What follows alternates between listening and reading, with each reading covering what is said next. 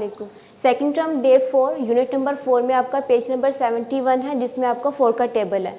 4 ones are 4, इसका मतलब होता है वंस यानी कि 4 को आपने सिर्फ 1 टाइम राइट करना है। 4 टूज आर 8 और इसका मतलब होता है 4 को आपने 2 टाइम्स प्लस करना है तो आपके पास आ जाएगा आंसर 8।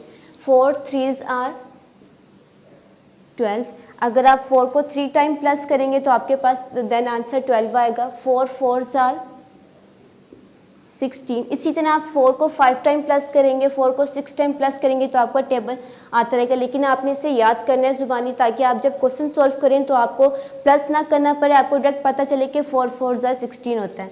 4 5 ज़ार 20, 4 6 ज़ार 24, 4 7 ज़ार 28, अगर आप 4 को 7 टाइम प्लस करके देखेंगे तो आपके पास आंसर 28 आएगा। 4 8 ज़ार 32, 4 9 ज़ार